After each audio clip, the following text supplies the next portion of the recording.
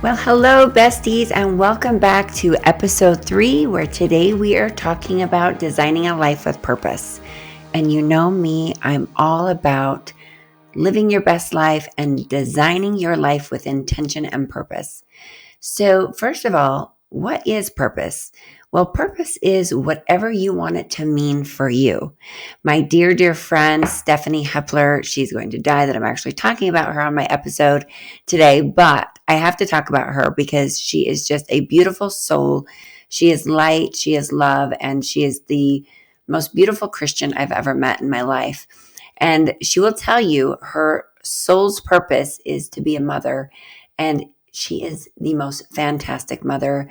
I look to her for advice and I aspire to be like her. One thing I've learned from her is to just keep my house tidy. She says, just always do a little ditty. She's a Southern girl, a Southern belle.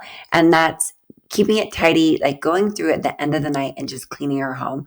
Every time I go to her home, it is spick and span. It is spotless. And I wonder how she does it with 3 kids, but she does it well. She does it well, meaning she lives fully into her purpose. She's intentional with the way she mothers her children, the way she keeps a tidy home, and the way she is a loving and supportive wife to her husband. The other thing she does really, really well is she's a great, great friend, and she's very intentional with her relationships.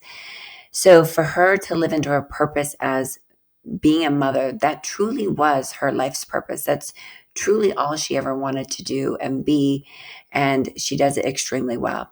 And I'm truly grateful for the women in my life that show me how to live life on purpose and do it well to the capacity that they do it. So for me, I know my life on purpose. I'm a butterfly, you guys. Remember how last episode we talked about being that chubby caterpillar and blossoming into the butterfly? Well, I'm a butterfly by nature, or maybe I have a little gypsy soul in me, but I love to spread my wings and fly. And so for me to stay home and be a stay-at-home mom, that is not my life's purpose. And I'm okay with that.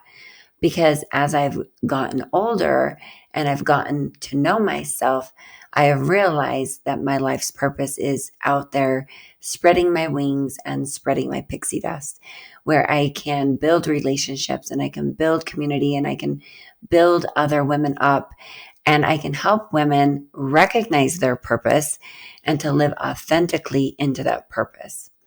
But today, what I really, really would like to focus on is creating a life by design. So right now, in this moment, I am living my life that I created by design. I built this podcast studio, this library for my coaching about a year ago, and I visualized it. I literally designed it, my own design, my own creative imagination put this together. And I manifested my home, which we will talk in another episode. I think I'm a manifesting junkie, maybe. I am a Gabrielle Bernstein fan, so I've learned all about manifestation. But my home, I love my home, and I've put my pool in. I've wanted to have a pool since I was a little girl. And I really do believe that each and every one of us can create our life by design, physically, from manifesting our dream home to intentionally living with purpose and finding that purpose and stepping fully into that and living it full out, like my friend Stephanie. So some other things I want to talk about is identifying your core values, because your core values will help you live into your full purpose. And so for me, my number one core value, I'm sure you all can guess it, is love. And yes, I'm sporting my love necklace, my heart necklace, and my love for all humanity jewelry line that I've launched. So each piece of jewelry, you'll see LF Heart H, and that's love for all humanity. So that truly is my number one core value is love. And when I'm spreading my pixie dust, in essence, I'm spreading my love. I'm spreading my love as that, remember what I said last time, that purple, pinkish, beautiful energy. And I visualize my energy going everywhere. So this past weekend, I was in Dallas speaking for Prelinium on their Revenus products. And before I do any talk, I do a visualization of how I want it to go. And I truly visualize spreading my pixie dust or my love potion into the audience because I want to connect with my audience. I want them to know that I am there for them. I'm there to speak with them, not at them. And I'm there to truly give them a message of hope, of inspiration, of motivation, of the I can do it. And that's exactly what happened this past weekend in Dallas. And that's when I know that I've stepped into my purpose, is that when I'm living and breathing what I love to do most, and that's empower and inspire. So I want for you today to sit down and think, am I living in my purpose? And am I living the life that I've dreamt of? Have I created my life by design? And if you have not, you know exactly what your big sis is going to say. I'm going to have you do the journaling, right? I have all my clients do the journaling around any limiting beliefs, around any new ideas, around any shortcomings, around any hard conversations. Like if we take the time to be intentional and do the work before we act on it, then I really, really do believe our outcome is that much better. And making visualization a part of that is extremely powerful. The other thing I want to talk about is when you do face challenges in your purpose, I don't want you to second guess your purpose. Just know that we're always going to have challenges and pitfalls. It's a part of life. It's a part of being a human being. We are these spirits having human experiences. So we will always have shortcomings and pitfalls, and we will always have roadblocks, but it's how we handle them, how we overcome them, what we choose to do with them, and how we can learn from them to strengthen ourselves and to get better each and every time. And I promise you this, when you overcome and achieve something great, you overcome an obstacle and you get to that goal and that dream, you are that much stronger. And not that it always gets easier, but you become so familiar with the process. For example, I've been there before. I can tell my mind is running away with me, and my mind is wanting to put me into that deep, dark, slippery slope of self-sabotage, where we get in our head and we create these stories. Oftentimes, it's a fearful story. Most of the time, they're not positive stories that help us propel. They're those negative ants. Remember those automatic negative thinking or thoughts that pop up randomly. And if we feed them, they grow and they will spiral down until we feel despair and we have those low vibration frequencies. So when you are living your life on purpose, know that you will have trials and tribulations, and you'll have down days. You'll have an occasional dark cloud following you, but that's always there just to teach you something. So some of the things that helped me really find my purpose was I started paying attention. I started paying attention to what I loved to do and what came natural for me. And oftentimes my colleagues will say to me, don't you get nervous when you're speaking on stage? And I'm like, no, should I be? And so I've often found myself helping them when they're on stage or when we're in a panel and they're getting nervous. And before we go on stage, I always say this, feel the feelings and ask yourself, what are you feeling? Is your heart racing? Are you getting a dry mouth? Are you getting tunnel vision? Are you feeling like you're going to hyperventilate? Well, that's just your mind running away with you again.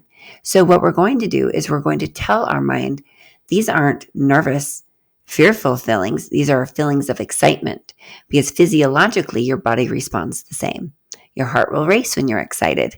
Your mouth will get dry when you're excited. You might even get a little bit of a trembling going on that you're so excited. So we can train our minds to do what we want them to do and to act and respond how we want them to. But we have to be intentional.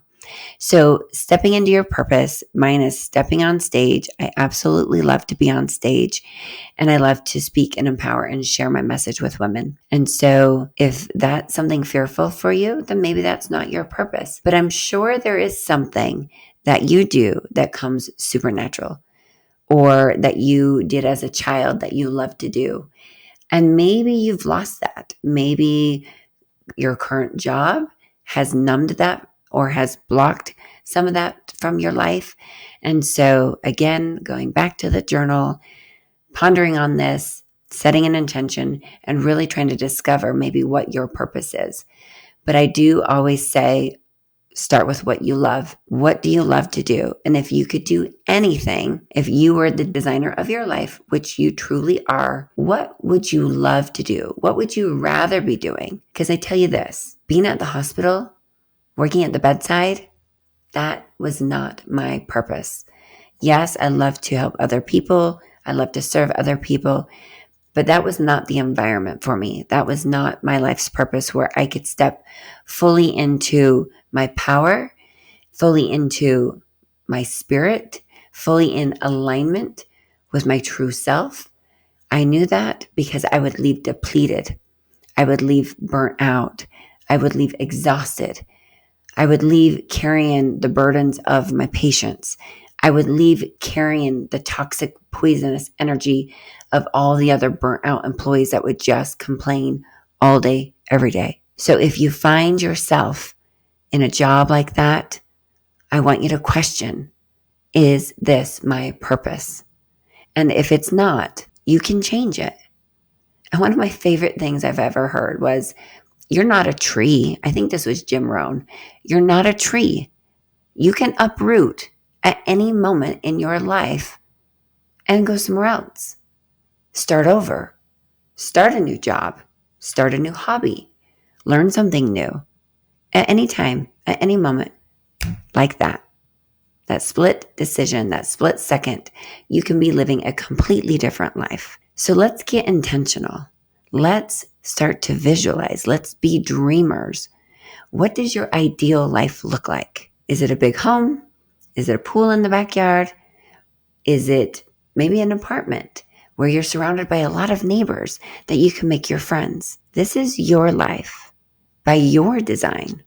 It doesn't have to fall within anyone else's permission or with anyone else's outline or anyone else's guideline. This is yours. You can start right now with a blank sheet of paper and write down and visualize your dream life. I would love to be on a yacht one day. And you know me, that one day, someday needs to make its way to the calendar. So I start to plan it. So when you get your vision in place, that ideal life by design, let's put it on the calendar and let's start working towards it. Let's start making the steps of actually living into that life. And one thing I recommend doing every single day is when you wake up, and I've mentioned this before, just lay there. As soon as your eyes pop open and you're consciously aware that you're awake, I want you to start dreaming and visualize of you in your new life. I want you to feel it. I want you to smell it. I want you to taste it. I want you to touch it, which is very easy to plug into your 5 things of gratitude, right? So if you want to live in Marbella, Spain, which I dream of one day, visit it. Put it on your map, put it on your calendar, and go there. What is it like? What's the food like? What are the people like? Do you really see yourself living there? Try it on. Try your life on and see how it feels. Sometimes you do that and you realize, actually, that's not for me. That's actually not what I want to be doing. And sometimes you have to do that a few times until you really, really know what you want. And sometimes it starts with what you don't want. I'll tell you this for sure. I never want to go back to living a life on food stamps, on welfare, on hand-me-downs from my neighbors. That was not for me.